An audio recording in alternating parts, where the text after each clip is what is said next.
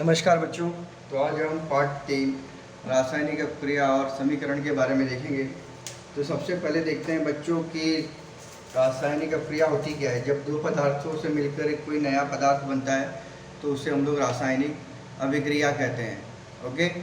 अब पदार्थों में परिवर्तन बच्चों दो प्रकार का होता है। एक होता है भौतिक परिवर्तन और एक होता है रासायनिक परिवर्तन। तो भौतिक परिवर्तन मतलब उसमें पदार्थ का जो स्वरूप होता है, आकार होता है, वो बदलता है और फिर वापस उससे हम लोग पुनः पहले जैसा आकार प्राप्त कर सकते हैं। रासायनिक परिवर्तन में हो गया तो एक ऐसा परिवर्तन होता है जिसमें एक बार परिवर्तन हो गया तो उसके बाद वो परिवर्तन वापस पुनः नहीं हो पाएगा। तो उसमें क्या आता है बच्चों, भौतिक और रासायनिक रासायनिक परिवर्तन। ये आपको दिया गया है बच्चों। तो इसमें देखिए भौतिक परिवर्तन में आपको दिया गया है बच्चों, इधर फल का बर्फ़ का रूपांतरण पानी में होना, तो पानी से वापस बर्फ़ बनता है। भोजन का पकना, लेकिन ये रासायनिक परिवर्तन है। क्यों? क्योंकि एक बार भोजन पक गया तो फिर वो कच्चा नहीं हो सकता। इससे फल का पकना रासायनिक, दूध का दही में रूपांतरण होना रासायनिक, पानी का रूपांतरण वाष्प में होना, फिर वाष्प को हम लोग संघनित करके वापस पानी बना सकते हैं। तो ये बच्चों दिया गया है इतना। अब इसके बाद हम देखेंगे नेक्स्ट क्या है। रासायनिक परिवर्तन में अभिकारी पदार्थ क्या होते हैं और परिणामी पदार्थ क्या होते हैं। जैसे मैंने यहाँ पे रासायनिक अभिक्रिया लिखी, तो देखिए बच्चों, जो पदार्थ समीकरण के बाएं पक्ष में होते हैं उन्हें हम लोग अभिकारी पदार्थ कहते हैं, जो कि रासायनिक अभिक्रिया में भाग लेते हैं। और जो बन जाते हैं, बनने के बाद अभिक्रिया होने के बाद जो पदार्थ बनते हैं उन्हें हम लोग परिणामी पदार्थ कहते हैं या उत्पाद कहते हैं। देखिए लिखा है, रासायनिक परिवर्तन में भाग लेने वाले पदार्थों को अभिकारी पदार्थ या परिणामी पदार्थ, और जो उनसे जो पदार्थ प्राप्त होते हैं उनको हम लोग उत्पाद कहते हैं। तो यहाँ पे वो दिया गया है बच्चों। फिर इसके बाद मैं आगे चलूँगा। आगे आपको जो इम्पोर्टेंट है वो बता रहा हूँ कि रासायनिक समीकरण का लेखन क्या होता है। लेखन में हम लोग बाएं पक्ष में अभिकारी पदार्थ लिखते हैं, दाएं पक्ष में परिणामी पदार्थ लिखते हैं। फिर दोनों अगर दो या दो से अधिक अभिकारी पदार्थ होंगे तो धन का निशान लगाते हैं। फिर हम लोग उसका देखते कौन सी अवस्था में है, ठोस, द्रव, गैस। ठोस अवस्था में होगी तो S लिखते हैं, द्रव अवस्था में तो G लिखते हैं, और फिर उसके बाद तीर का निशान ऊपर दिखाते हैं। ओके, ऊपर की ओर दिशा में दर्शाने वाले तीर से दिखाते हैं। वह अघुलनशील जो पदार्थ जो अवक्षेप तैयार होते हैं उनको तीर का निशान के नीचे से दिखाते हैं। तो ये सब दिया गया है बच्चों। फिर इसको आप पढ़ लीजिए, इतना मैं आपको बता दिया हूँ, इम्पॉर्टेंट पार्ट जो भी है। फिर इसमें बच्चों विभिन्न प्रकार की रासायनिक अपक्रियाएँ हैं, जिसमें हम लोग देखेंगे संयोग अपक्रिया। तो संयोग अपक्रिया किसे कहते हैं वो इम्पॉर्टेंट है, तो उसकी परिभाषा देखो यहाँ पे दिया है बच्चों।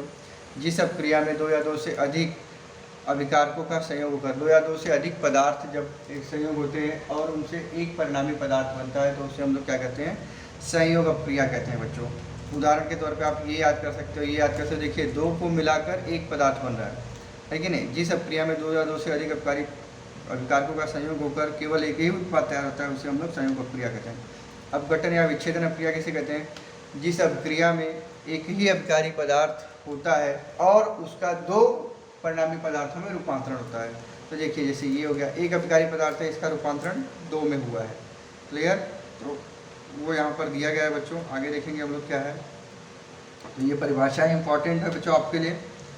और उसके बाद फिर नेक्स्ट जो है वो दिया गया विस्थापन अपक्रिया। विस्थापन अपक्रिया की परिभाषा दी गई है कि यहाँ पर एक यौगिक में स्थित कम क्रियाशील तत्व ओके के आयन का स्थान दूसरे अधिक क्रियाशील तत्व के आयन ले लेते हैं, तो उसे विस्थापन अपक्रिया कहते हैं। तो इसमें बच्चों कॉपर CuSO4 दिया है और इसमें Fe दिया है। ये लोहा है, कॉपर है। तो ये क्या होता है, कॉपर कमज़ोर होता है तो लोहा उसकी जगह ले लेता है। देखिए यहाँ पर लिखा है। क्लियर? तो ये विस्थापन अपक्रिया हो गई बच्चों। फिर उसके बाद हम लोग आगे देखेंगे युग्म विस्थापन अपक्रिया होगी। युग्म विस्थापन अपक्रिया में क्या होता है बच्चों, आयनों की अदला बदली होकर अवक्षेप तैयार होते हैं। वो अवक्षेप को तीर के निशान से दिखाया जाता है नीचे के साइड में, जैसे यहाँ पर दिया। तो जिस अपक्रिया में अपकारी पदार्थ के आयनों की अदला बदली होकर अवक्षेप तैयार होता है उस अपक्रिया को युग्म विस्थापन अपक्रिया कहते हैं। फिर इसके बाद है बच्चों ऊष्मा शोषी और ऊष्मा उन्मोची अपक्रिया। तो वो है क्या, उसके तरफ देखते हैं हम लोग। ऊष्मा शोषी में ऊष्माग्राही मतलब ऊष्मा लेकर नया उत्पाद बनाना, ऐसे अपक्रिया को ऊष्माग्राही कहते हैं। ऊष्मा छोड़कर नया उत्पाद बनाना, ऐसे अपक्रिया को ऊष्मा उन्मोची अपक्रिया कहते हैं। तो देखिए बर्फ़ का पिघलना है ना, इसमें ऊष्मा ली जाती है ओके, फिर छोड़ी जाती है। तो वही बर्फ का पिघलना, पोटेशियम नाइट्रेट का पानी में घुलना भौतिक परिवर्तन है। रासायनिक परिवर्तन के लिए बाहर की ऊष्मा का उपयोग होता है, इसलिए ऊष्माग्राही है। और ये दोनों क्या है, ये भौतिक परिवर्तन होते समय ऊष्मा मुक्त होती है, इससे पानी से बर्फ़ बनता है। तो बर्फ़ बढ़ते समय देखिए, हम लोग फ्रीज़र खोलते हैं तो बर्फ़ बढ़ते समय क्या होता है, एकदम ऊष्मा बाहर निकलती है कि नहीं। तो वो यहाँ पर दिया गया है। जब ये दोनों अपक्रिया साथ में होती है, ऊष्मा उन्मोची और ऊष्मा शोषी अपक्रिया साथ में होती है, तो हम क्या कहते हैं, वो कौन सी अपक्रिया है, रेडॉक्स अपक्रिया है। ओके, रेडॉक्स रिएक्शन, उसको रेडॉक्स अपक्रिया कहते हैं। देखिए दिया, नहीं सॉरी, ऊष्माग्राही और ऊष्मा उन्मुची का यहाँ पे एग्जांपल दिया है। देखिए यहाँ पर ऊष्मा ली जा रही है, इसलिए अभिकारी पदार्थ में ऊष्मा को लिखा जा रहा है। यहाँ पर ऊष्मा निकल रही है, इसलिए उसको परिणामी पदार्थ में लिखा जा रहा है। अब आगे चलते हैं बच्चों। नेक्स्ट है रासायनिक अपक्रिया पर परिणाम डालने वाले घटक जो है, तो उसमें क्या होगा, अभिकारकों का स्वरूप, मतलब अभिकारक कैसे हैं, ज़्यादा क्रियाशील है या कम क्रियाशील है जो पदार्थ हैं। फिर अभिकारकों के कणों का आकार, कणों का आकार कितना है, छोटा है बड़ा है वो। अभिकारकों की सांद्रता, ओके, तो वो तनु है कि हार्ड है। ओके, तो ये दिया गया। अभिक्रिया का तापमान, तापमान कितना है, क्योंकि कोई हर एक टेम्परेचर जो होता है वो तापमान पर ही डिपेंड होता है बच्चों, तो वही दिया गया यहाँ पे। फिर नेक्स्ट है उत्प्रेरक, उत्प्रेरक माने कैटालिस्ट। तो कुछ ऐसे पदार्थ होते हैं जिनकी उपस्थिति में अभिक्रिया जल्दी होती है, तो वो पदार्थ या तो कुछ पदार्थ हो सकते हैं या तो तापमान हो सकता है। ये इसमें वही दिया। देखिए, वे पदार्थ जिनकी उपस्थिति मात्रा से रासायनिक अभिक्रिया की दर परिवर्तित होती है, परंतु उस पदार्थ में किसी भी प्रकार का रासायनिक परिवर्तन नहीं होता, तो उसे हम लोग क्या कहते हैं, उत्प्रेरक कहते हैं। नेक्स्ट है बच्चों ऑक्सीकरण या अवकरण, अपचयन। तो जब ऑक्सीजन लेके नया उत्पाद बनता है तो हम उससे क्या कहते हैं, ऑक्सीकरण कहते हैं। तो ये देखिए, ये एग्जाम्पल वहाँ पे दिया गया है और ये परिभाषा, इसको आप याद कर लीजिए। फिर आगे दिया गया है अवकरण। अवकरण में क्या होता है बच्चों, ऑक्सीजन, ओके, तो उसमें जिस रासायनिक अभिक्रिया में पदार्थ हाइड्रोजन ग्रहण करता है, ऑक्सीकरण में ऑक्सीजन ग्रहण करेगा, हाइड्रोजन छोड़ेगा, यहाँ पर हाइड्रोजन ग्रहण करेगा, ऑक्सीजन छोड़ेगा, तो इसे अपचयन अभिक्रिया कहते हैं। तो ये देखिए, ये ग्रहण कर रहा है हाइड्रोजन, तो ये अपचयन अभिक्रिया हुई। फिर जब ये दोनों अभिक्रियाएं साथ में होती तो उसे हम लोग क्या कहते हैं, रेडॉक्स अभिक्रिया कहते हैं, अपचयन और ऑक्सीकरण। तो इसमें दोनों अभिक्रिया साथ में हो रही है, तो इसलिए ये इसका एक एग्जाम्पल हो गया। ये सब इम्पॉर्टेंट है बच्चों, बस उतना ही मैं आपको बता रहा हूँ। लास्ट में है क्षरण। क्षरण मतलब जो कि क्षरण होता है, जंग जमा होती है ना, जंग देखे लोहे पर या किसी भी वस्तु को कमज़ोर होने पर, तो उस पर तो उसे क्षरण कहते हैं।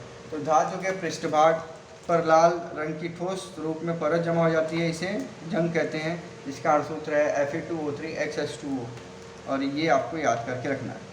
क्लियर, इतना ही इसमें इम्पॉर्टेंट है। लास्ट में आ जाएगा रेंसिडिटी। रेंसिडिटी मतलब बदबू। बच्चों, जब हम लोग खाद्य पदार्थ बनाते हैं तो तेल का उपयोग करते हैं, अगर वही तेल का उपयोग बार बार करेंगे जो कि बहुत दिन हो जाएगा, तो क्या होता है, बदबू का निर्माण होता है कि नहीं। उससे बनने वाले खाद्य पदार्थों में क्या होता है, बदबू का निर्माण होता है, तो उससे हम लोग क्या कहते हैं, रेंसिडिटी या बदबू कहते हैं, है ना बात। तो उसका स्वाद भी अच्छा नहीं आता, एकदम कसैला आता है, तो उससे रोकने के लिए हम लोग क्या करते हैं, ऑक्सीकारक का अवरोधक का उपयोग किया जाता है, एंटीऑक्सीडेंट का। क्लियर। तो बच्चों, आपके लिए इतना ही है, इसी में से इतना पढ़ लीजिए, यही आपको आएगा। ओके, और रिवीजन करिए।